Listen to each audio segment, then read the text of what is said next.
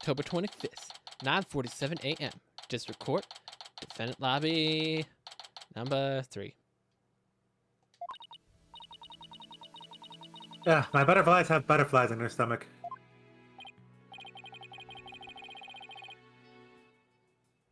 So what's it like to have your very own case for the first time? My heart hasn't raced as fast as I ran the full marathon last year. If it keeps up, you might get a lawyer's high. You know, like a runner's high. I do like how, like, throughout this game so far, each of our main characters have been the defense attorney. The first case that ended up being Phoenix, second case was Paul, and now it's supposed to be Athena. Relax. Everyone is nervous for the first time. So my fears weren't unfounded. After all, today's prosecutor is so terribly brutal. And willing to use any means necessary to win a conviction. Because he's a criminal, who cares? There's that end to justifies the means concept again. Now that it has come to this, we have no choice but to fight fire with fire. The end justifies the means. No, keep your fraud evidence out of here, means. I wish you'd stop saying that. And stop smiling like that. That's your method, Professor, but I'm going to defend Juniper in my own way. But Miss Sykes, just yesterday you told me.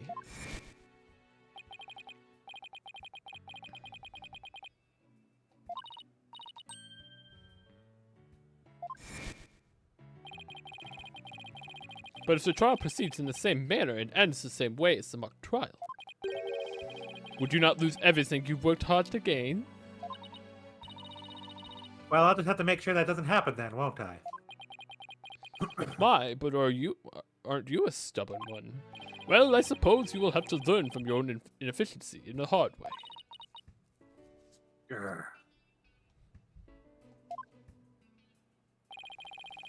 Forgive me, Professor Means, but can we just leave it at that? Oh dear, please forgive me. I wish to protect Juniper by any means I can. I do too, but... Now, if you'll excuse me.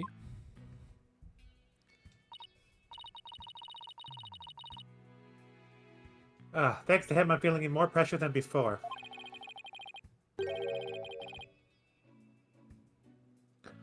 Don't let it get to you, Athena, and don't forget to keep smiling. I'll be fine, and I haven't forgotten what Mr. Wright said. The worst of times are when lawyers have to force their biggest smiles. Court is about to begin. I'll show you to the courtroom, if you please. Apollo, I'm counting on you to support Athena this time. Where's Phoenix? Okay, Mr. Wright, leave it to me. Can't we have all three of them in the defendant's spot? Come on. That's right, I have Apollo to back me up. Junie's fate rests in my hands, and I won't rest until she walks free.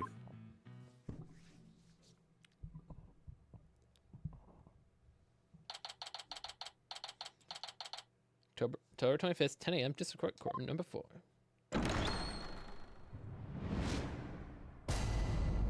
So, who do you think did it? Definitely one of the two boys. Probably more likely Robin. I'm actually was probably going to go down with your theory that it was one of the two boys. I still haven't ixnayed Means by any chance. Yeah, Means is definitely suspicious too, but also, like, when we saw this picture, I think that put points pretty hard at him. Yeah. Because what did this say?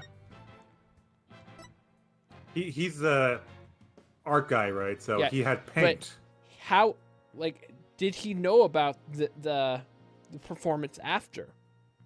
Yeah. Because, like, it's kind of in the same vein. How did he know? Leave time to dry. Like, if maybe the reason he didn't. Okay, so here's my theory. It was just happenstance that the sweats got put on her because she was wearing the outfit and put Yeah. and like getting on, and he got the paint that the glow in the dark paint that she was putting on the inside on his hands, but he didn't notice it. But he's like, I gotta get rid of this outfit, so he put the tracksuit on her instead. Yeah. So the other thing that's bugging me is the only one with any actual archery skill is the defense guy. But we haven't so, heard officially yet if this arrow was stabbed in or shot in. Yeah. I think the arrow got put in post-mortem, like they were discussing initially, because A, she's not reacting to it, and B, her hands are bound up anyways, like this. So even if she, like, whether it was before or post-mortem, you still wouldn't be able to react to it. You can't just move your hands out and react to it. So I think there's two things not preventing him from making a good, clean shot as to where it was, right? The other kicker that's bothering me is the reason why I'm leaning towards means is a matter of access, right? None of the kids would have access to the art room except somebody with the master key in a school. And Means would have that. Well, if she was already in there, they could just walk in. The door wouldn't be locked if she's in there. Yeah, but he could also get hold of the plans overnight, right? He could just walk into their office and pull the plans out. Yeah, 'cause I don't think we discussed like where this was kept.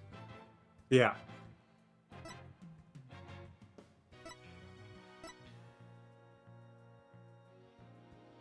The only thing that bothers me is the difference between the red and the green suit.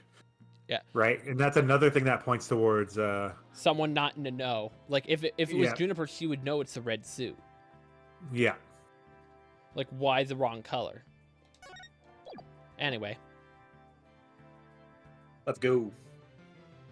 I'm still undecided as of yet, though. But if I'm leaning towards somebody, I'm leaning towards Means myself. Court is now in session for the trial of Juniper Woods. Haven't done that voice in a while.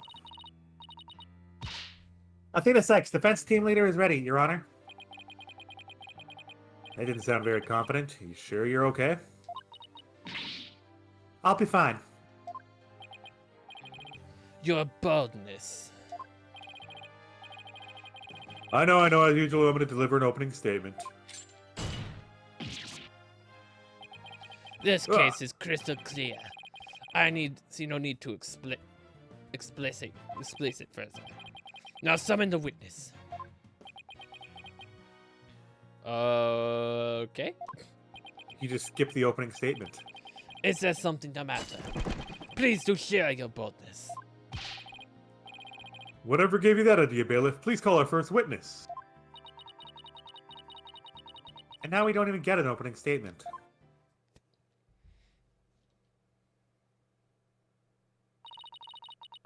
Detective Fulbright. He and Prosecutor Blackwell have become quite the team.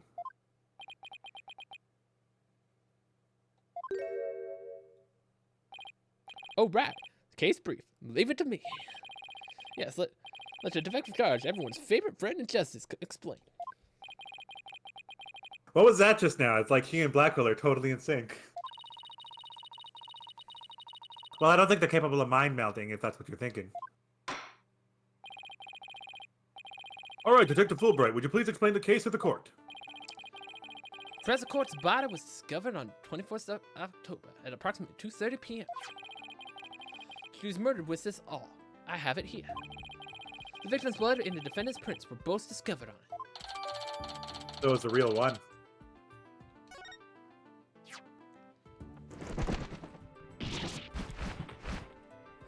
Eek!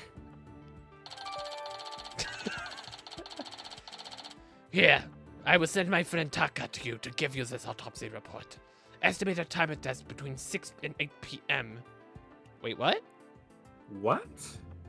Was she killed the night before? Cause of death, blood loss from a deep wound to the victim's side. Wait, she was killed the night before? But no one talked to her in the morning. Wow, that bird can deliver evidence too. Blackwell has trained him well.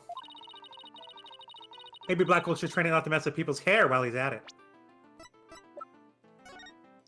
So, Time of death between 6 Yeah, it's the day before. 6 p.m. and 8 p.m. on October 23rd. Cause of blood loss due to a stab wound to the side of the body. Marks indicate wrist may have been bound. No other visible damage, but stab wound was very rough. Rough. That's just like this. It's like how they were describing the mock trial one. It wasn't like a direct pierce. It was kind of like jagged. Yeah. Moving right along. The body was discovered on the outdoor stage, although no blood was found there. However, we detected traces of a massive amount of blood in the third floor art room. In short, the murder took place in the art room. So then the body had been moved from the art room to the stage. Precisely. There is one more piece of irrefutable evidence. Wait, I just had a thought. This thought just came across my mind. So if the kill happened last night, that's when one of the two guys, or even Mr. Means, could have gotten a hold of this script, read through it, and got the idea and laid the groundwork to pin the blame on Juniper. Precisely, and there's one more piece of irrefutable evidence. Recording made by a tape recorder that a school paper reporter hid in the art room. Captured a female voice screaming, "You're a goner." You're a goner. This had to have been practice. Like them like practicing the scene or something. Yeah. What's this? You have such a recording.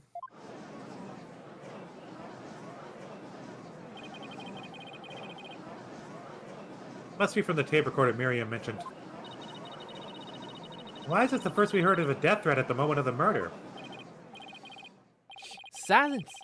Please, I would like to play the tape for you now.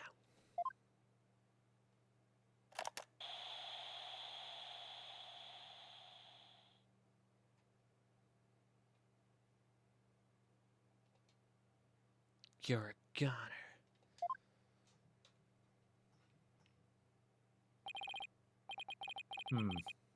It's quite hard to hear. But the voice does sound female.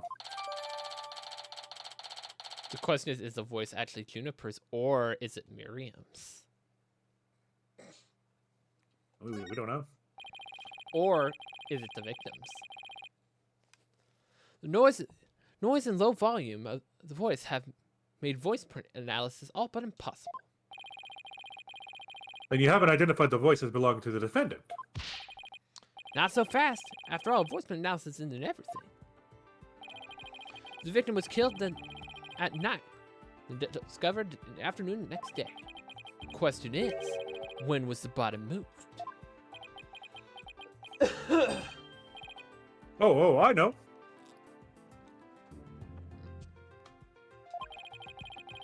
It could have been moved in the middle of the night when no one was around. Nope, I don't think so. Because if it was moved in the middle of the night, why bother dropping it out the window? No one's in the building, but there's probably no one in the building. Why not walk it through the building? Sorry, but no. Camp was full of students that morning. However, no one reported seeing a body. That means the body was moved sometime before the mock trial, when all the students and faculty were gathered in the lecture hall for the rest of the campus was empty. During this time, Hugh O'Connor, one of the mock trial participants, found the body. So the prosecution heard about Hugh seeing the body. I'm surprised Hugh was admitting that, because that's kind of suspicious that he saw the body and didn't say anything. Wait one moment. If all of the students and faculty were gathered in the lecture hall, then there wouldn't have been anyone who could have moved the body. Haha! Have no fear, therefore there's always an explanation. An exception? The 3 mock trial participants were standing by in an individual dressing room. They were only ones that had free access to the deserted campus before the mock trial. What? Then that would mean... What would that mean? Good grief, Judge. Those 3 students was the only ones who could have moved the body. Just as we trust. I don't like this where this is heading, Athena. Me neither. By those three, I mean. Hugh O'Connor, Robin Newman, and Juniper Woods. I knew it. Please, Detective Fulbright, don't say what I think you're about to say. Oh, he's going to. And just as we trust, I take everyone understands now. Voice believed to be that of the murderer was female. Now the three people who could have moved the body, just one is a girl. That leaves the defendant Juniper Woods as the only possibility. No. Impressive. He has you on the ropes before any cross-examinations. You can at least pretend to be upset for me. A splendid job, Fulbright. That could not be any clearer. Feel free to anticipate a salary raise next month. Ha ha ha! I don't do this for the money. It's all about justice. In justice we trust. Not only a half-wit, but perennial stick in the mud you are. I guess neither the carrot nor the stick works on Detective Fulbright. Now, bailiff, please bring our next witness to the stand. So we don't cross-examine Fulbright. It's a box. Is that stick in the box? So, our first witness is a cardboard box? Yes.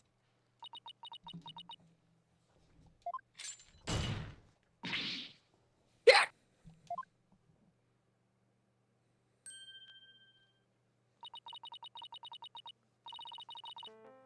Stealth mode deactivated.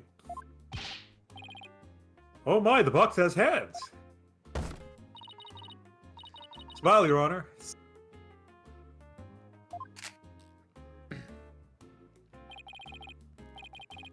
What the dickens? I just had my picture taken.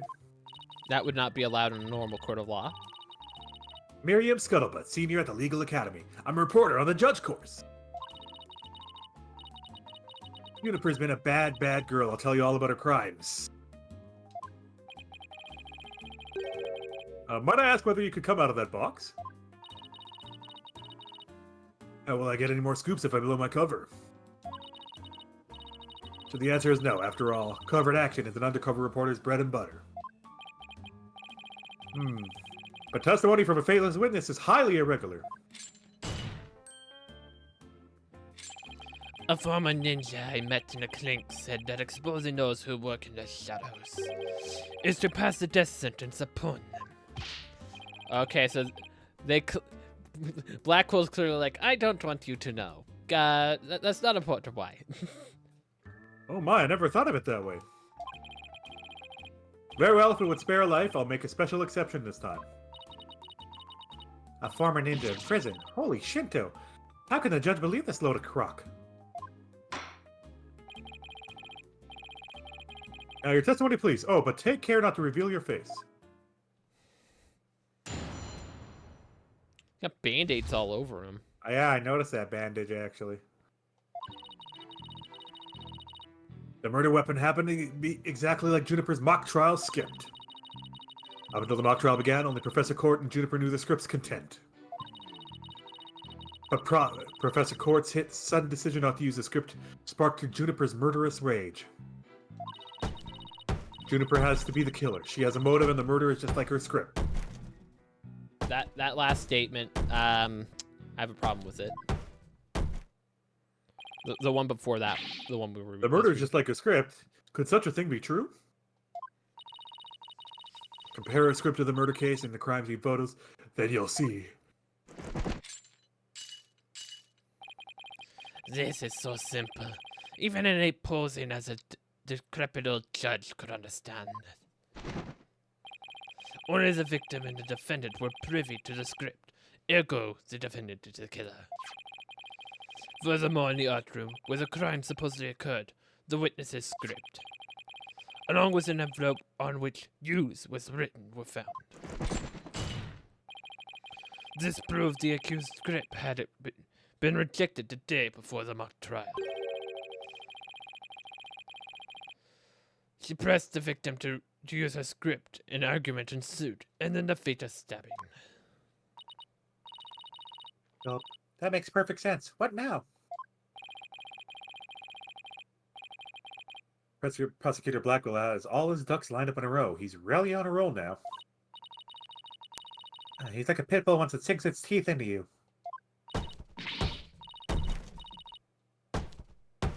How dare she? My script had it all. A bum rap and phony evidence, grudges and betrayals. I trust the defense is ready to cross-examine the witness? No problem. I mean, yes, I'm ready. I think. Time to find a hole in her testimony and unbox the truth. I've seen it done over and over. I know I can do this. Let's see.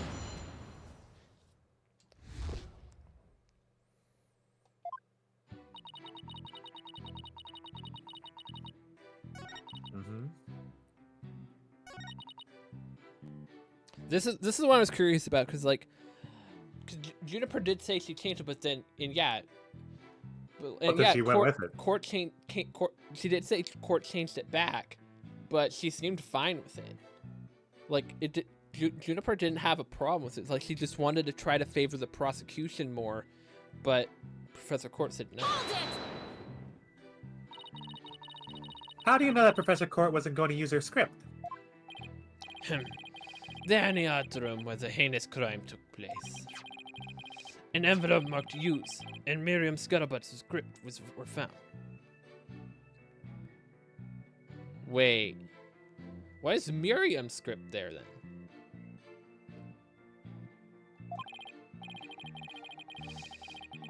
Evidently, the script that was going to be used belonged to the girl in the box over there. It's only natural that my script would be accepted and hers rejected. I introduced all sort of brand new concepts, including bribery and fake evidence. It's a cutting-edge script portraying a courtroom battle in the dark age of the law. Yours wasn't the one that was going to be used anyway. I can't help but feel Professor Court went out of her way not to use it. But Juniper, she used some devious, underhanded techniques to get her script chosen. That's why her script and not my masterpiece was used in the mock trial. How's that for an explanation?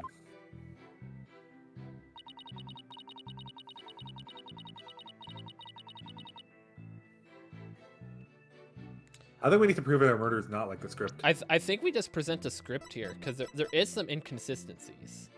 Hold it! Anyone who saw the mock trial could have recreated the crime. After they saw the mock trial, they could have easily staged the body just like the script. Dana, think about what you're saying for a moment. Objection! Where is the trial which pits Hawks against Canary? Objection! What did you just say?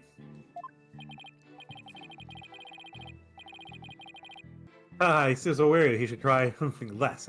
I bet that'd save him energy. This is no time for jokes, Apollo. He just called me a canary. Don't let him get to you. At least canaries pick up on things quickly, just like you. I shan't repeat myself. So listen carefully, Saxtono. Hugh O'Connor discovered the body before the mock trial even began. How could one stage the body as it is in the script before anyone knew its contents? Yeah, that's right. Do you even fathom the intricacies that go into staging a crime scene? No, I think not. You have the rudimentary mind of an elementary school child. Elementary school?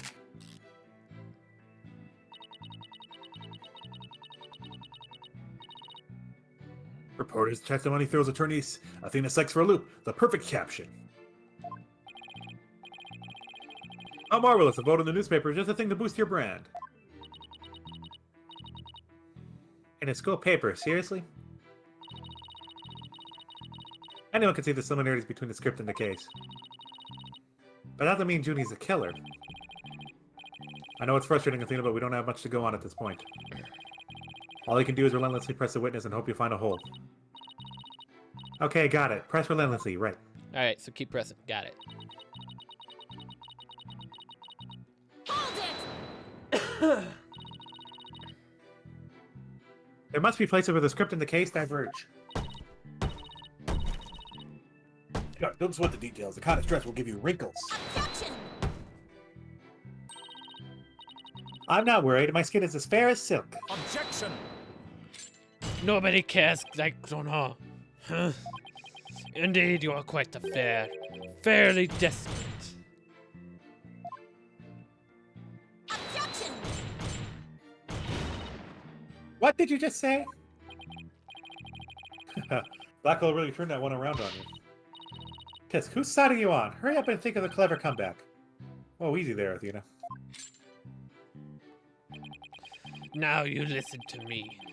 The two cases do indeed have their differences. For one, the stage hadn't yet been erected in the mock script trial. In the actual case, there were signs indicating the victim's wrist had been bound. But such differences pale in comparison to the host of similarities. In any event, replicating a crime without knowledge of the script is an impossibility.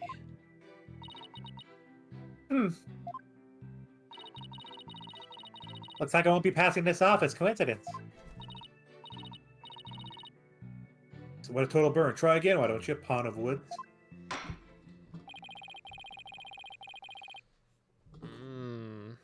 I believe you pressed the witness more than enough, Miss Sykes. Now do you see how clear-cut my case is? Take it now, and it is that fair, desperate mind of yours. Etch it deep so you may never forget. No. No! Even my arguments get thrown back in my face. It wasn't supposed to be like this. What am I gonna do? Athena. You should just have all about the answers you've been looking for now. Huh? Think about it this way. If the killer knew the details of the mock trial, would they really commit the crime in the exact same way? I don't follow. Try to place yourself in the killer's shoes. I bet you'll discover an inconsistency if you do. Ah, I get it. Thanks, Apollo. Miss Scuttlebutt, just so we're clear, you're claiming that the killer intentionally made the crime scene look just like it was in the script. And that it is beyond the shadow of doubt, not a coincidence. Is that correct? Oh, duh. After all, it's just more evidence of Juniper's evil she-devil ways. Are we gonna point out the tracksuit now? Because Black Quill didn't mention the tracksuit color. Like, if seriously, if the killer was recreating it based exactly what the script said, why the green tracksuit? Objection!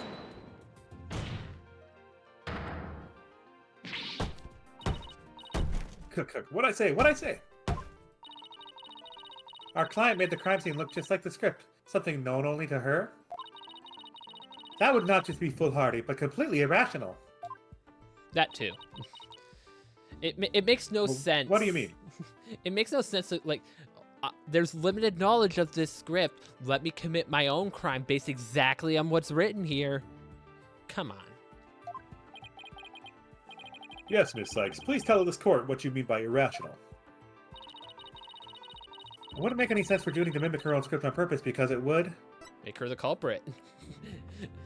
Like, you do a crime based on exactly a script written as limited to 2 people? Yeah. Come on. The murder scene was the same as it was in the mock trial script. That in itself is irrational. Cooker, what's wrong with them being the same? Yes, Miss Sykes, care to explain what you mean? Come on, Judge. Put it together. You're not that stupid.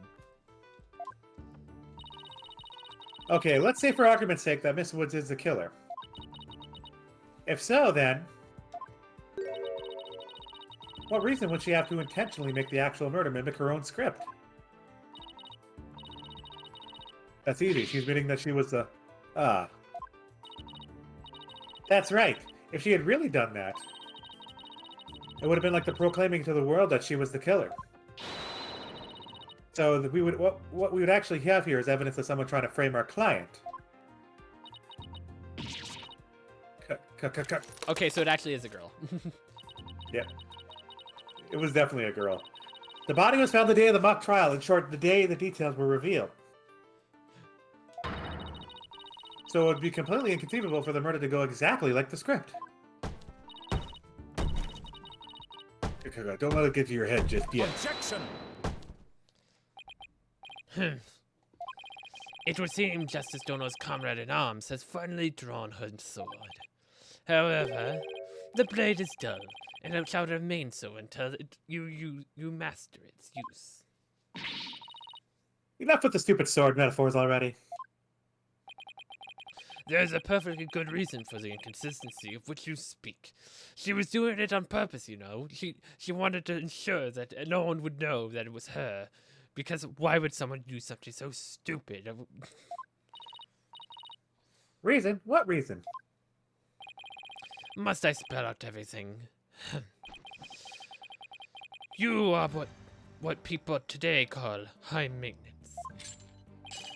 The accused had intended to stop the mock trial, and in that event, a nary soul would be wiser to similarities of the case in script. Objection! No, the mock trial was only stopped after the body was accidentally discovered. Objection! A witness here had also discovered the body. In fact, she was led to a dearly departed professor by the accused herself. What? Mr. Scuttlebutt saw the body, too? Precisely.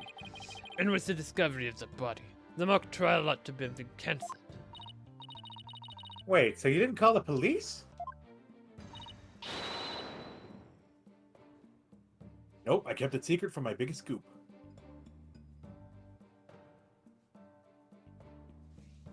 What is with people at the school not reporting dead bodies? What the hell? 2 people not reporting. You can't do that. I made her pay long and hard penance for her sin. Did I not, my little box top? Check. Compared to the work of a war correspondent, the sheer terror of that was...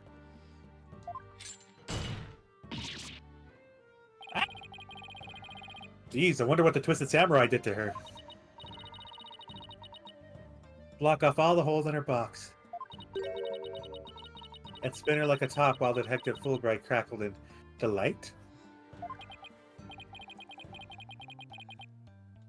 Sounds more nauseating than scary. Enough jabbering. Witness, continue your testimony. Sure, Mr. Samurai. I'm ready to finish off that she-devil.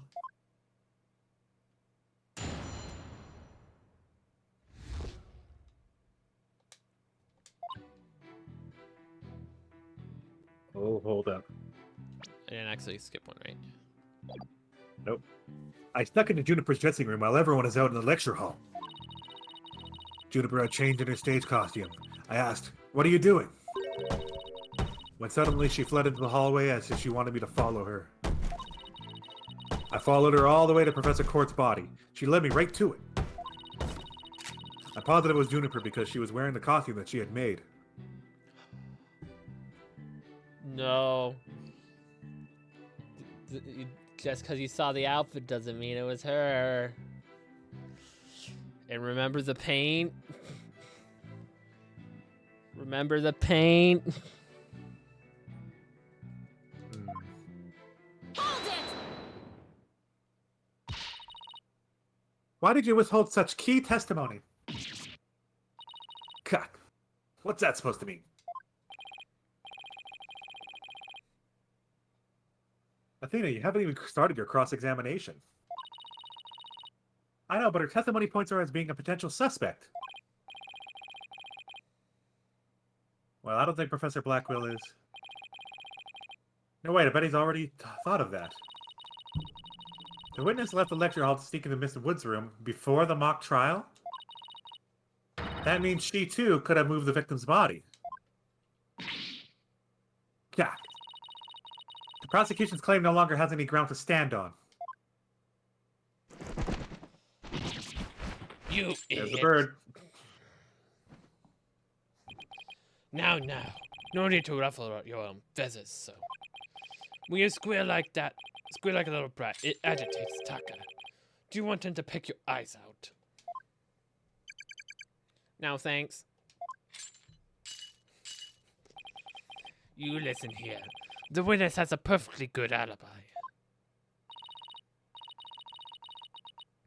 Oh, yeah, I do. Around the estimated time of death. I was at undercover reporter class. It's right near my home.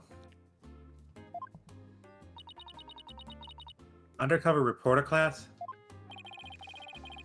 The proverbial rug has been pulled from under you. The witness could not be the killer. The defense must look before leaping, or at least make sure the rug's secured to the floor. No one told us, Judge. I tried to warn you. Ooh. Well, there ends the cross-examination. Let's allow the witness to step down. Huh? No. Wait a minute. The defense has no right to cross-examine the witness after that little spectacle. For whatever a man is sowing, this he will also reap. Why can't he say you reap what you sow? Oh, very well. With the cross-examination over, I suppose the witness may go home. Nuh-uh. Perhaps spend some time in her lovely box and recover from today's stressful events. Don't you worry about me, Your Honor. There's no rest for the wicked, or journalists either. My third eye's always eyeing a scoop.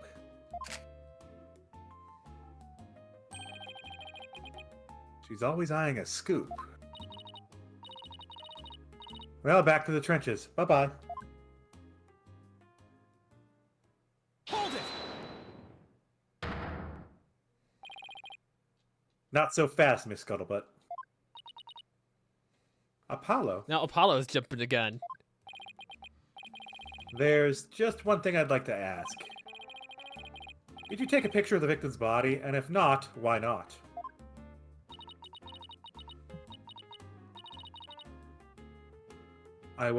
No, I didn't take one. Well, that's strange. Yeah, it was like, oh, you're sewing for the scoop. Why didn't you take a picture of the body? Why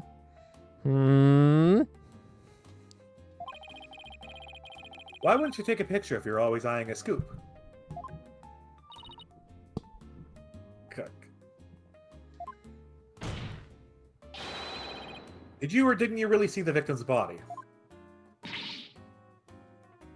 Cook. It's not like I actually saw it, but... What the devil? Did you hear that, Your Honor? The witness didn't actually see the body. That completely overturns the prosecution's claim that the witness was led to it. Justice Dono, you dare bear steel at me again.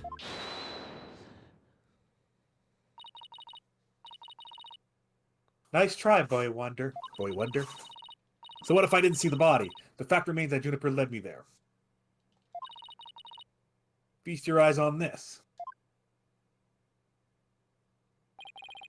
That proves nothing. What exactly am I looking at here? Ooh, we have a few issues here. We got the murder weapon and we got the art room key.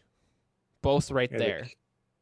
How did the murder weapon get to Junie's pocket if it's Junie supposedly leaving in this shot and the murder weapon's still on the table?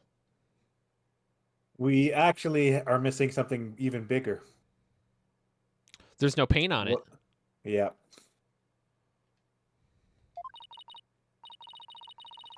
The crucial moment forever, frozen in time by my third eye. A photo clearly showing Juniper Woods. No, it doesn't. Yuck. Why did you not tell me of this? It's a shocking scoop I was saving for just the right moment. And that would be now, right here in court. Surprise! Yeah. What did I do? What did I do? All journalists keep their scoop secret until the right moment. She's pretty brave hiding it from Blackwell like that. Or pretty stupid. Well, this is an unexpected turn. Athena, about this picture. See how it only shows the back of the subject? Yep. Ah, so then... Right, who knows whether this photo shows Juniper in the first place? Objection! A completely irrelevant point. What is relevant here is... there is someone who did try to lead the witness to the body. Take a gander at this. The route by which the accused escaped.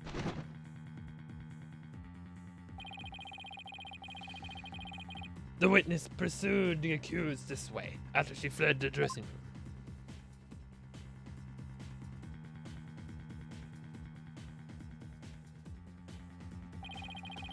The accused descended to the first floor and exited to the quad. Then what? Got uncontained. And I tripped and fell. Caught my knee on my own box.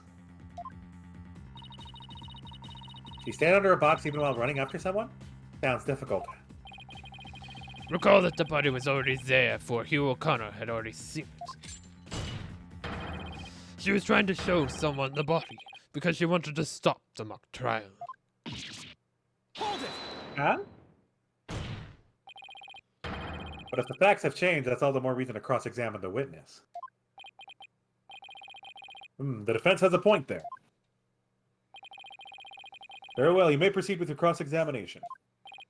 It seems that Justice Dono has saved your pretty little hide, Missy.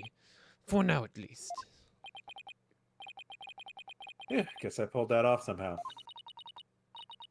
Thanks, Apollo. You're a lifesaver. Incidentally, my compliments to the witness for her very fine box. It's primal cardboard, lovingly selected from among many.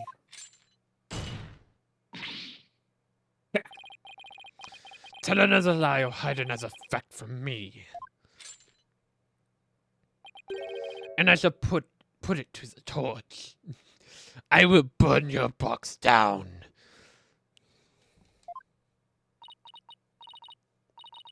Yeah, please, anything but that. I think it would be more eco-friendly to recycle it, but that's just me. All right, Miss Sykes, you may cross-examine the witness. What do you think they do with the cardboard when they take it to the recycling center? They burn it down and then repurpose it.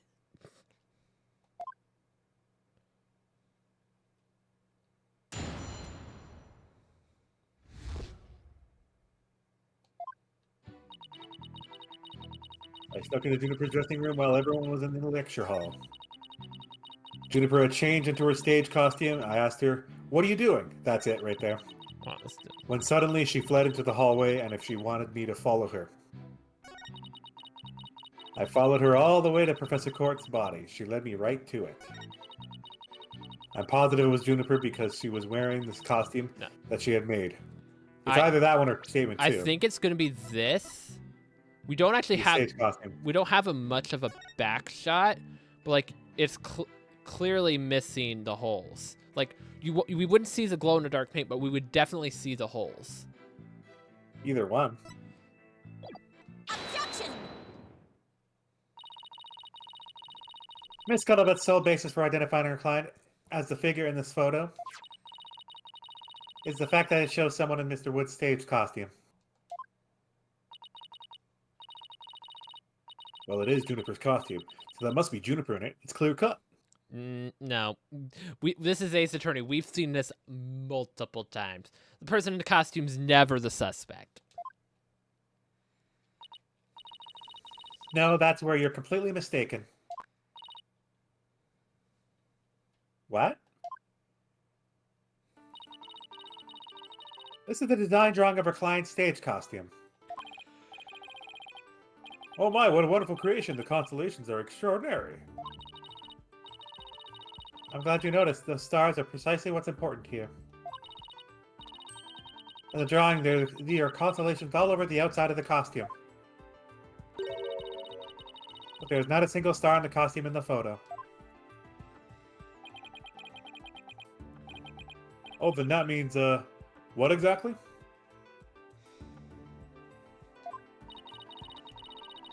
Granted, there are no other blue costumes at the scene. Which leads me to believe that the figure in the photo was wearing our client's costume inside out. But why would Miss Woods make a mistake like that? Well, it's not really a matter of why, but rather who made the mistake of putting it on the inside out. Wait, you're not suggesting... That's right. I'm glad you're catching on. The costume designer wouldn't put her own costume on inside out.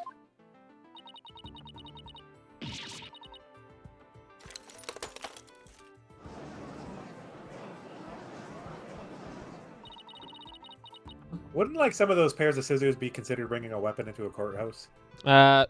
Don't worry. People have brought weapons in before, and they've never questioned it. You remember Great Ace Attorney Case 1? The guy that had all the artifact stuff. He brought a knife in and he dropped it on his foot.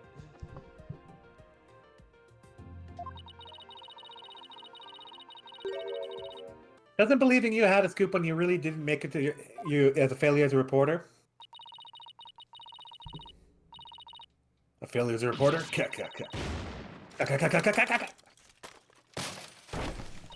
Oh! A laptop? Why, hello, Miss Scuttlebutt. So nice to meet the woman beneath the box. Okay, now we've seen her face. Now you can do a normal voice. Okay.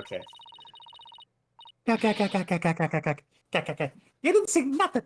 Objection! Now I would have you stop right there, Sykes-Donner. For it is why of the matter upon which I would have this court focus. What do you mean? Miss Juniper Woods. Yes? I mean, shit. Why did they do that to me? What were you doing on the morning of the mock trial? I was in my dressing room, painting my costume in fluorescent paint. So the paint would have been on it, if that was the one. Fluorescent paint? My design drawings showed twinkling stars on the costume. I was going to make the costume shimmer like that by painting the inside fluorescent. Wait.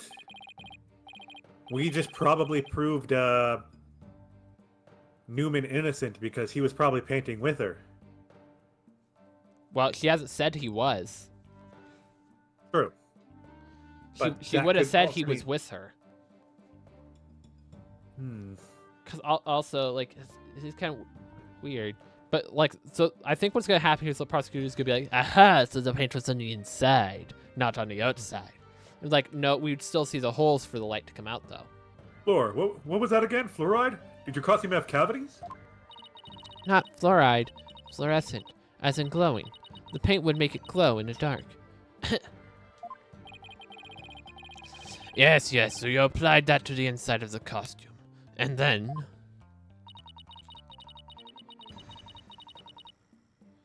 I let it dry for a while because I heard it takes a long time. So I put it in the costume on my mannequin inside out.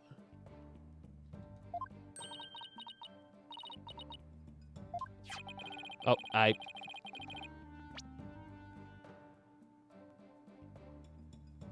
got to see this line. Inside out, so then. This is a photograph of the inside-out costume, taken in the dark.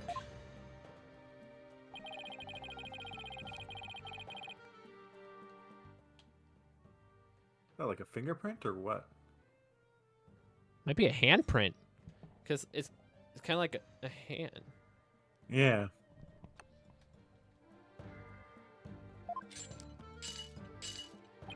If someone would have properly done this costume in the States, the wet paint would get all over their body. Why, yes, I believe it would. Indeed. It goes the costume was worn the way it was, not by anyone's mistake. But because this was the way it was on the mannequin, inside out. Yeah.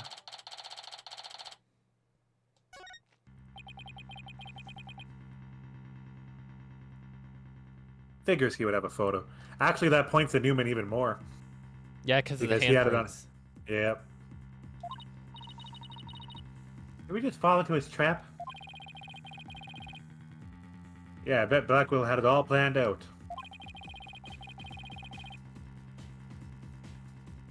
Still, I think you should give this photo a nice long look.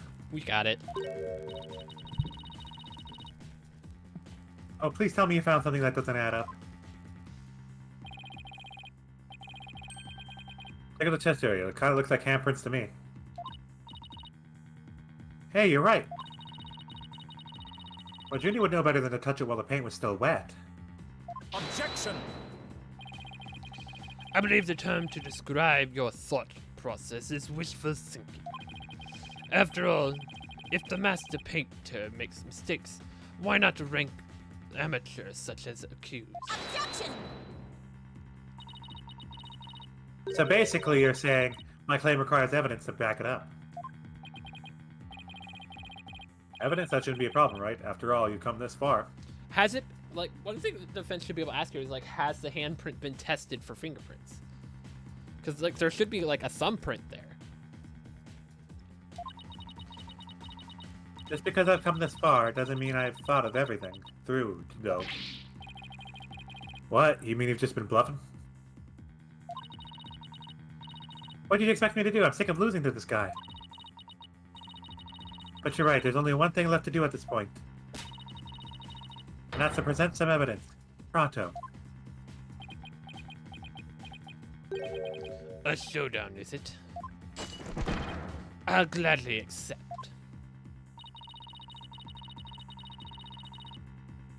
The fluorescent paint must have stuck to the hands of whoever touched the costume. And that paint should glow in the dark places.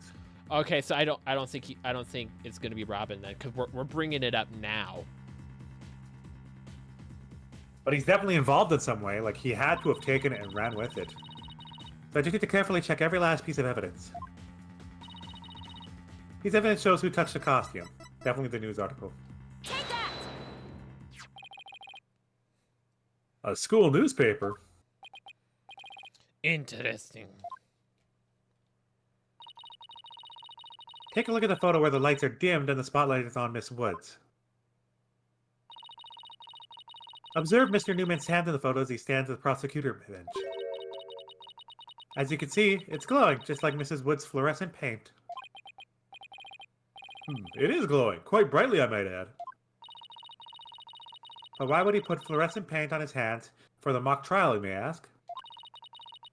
The answer is he wouldn't, not on purpose. It got there when he put the costume on. Question is why? Oh, that means... What again? It means the figure photographed in the costume was not her client, Juniper Woods. It was her classmate, Robin Newman. What?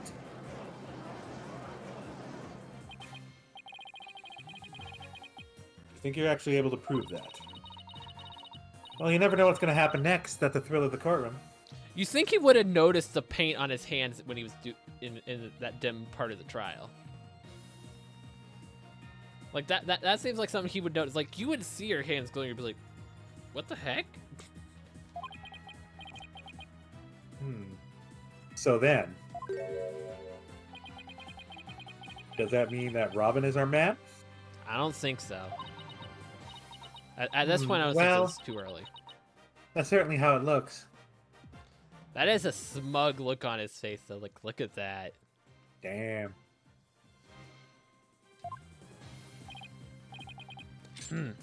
Very well. Robin Newman it is. He is here in the gallery, I trust. Show yourself. I challenge you to a duel.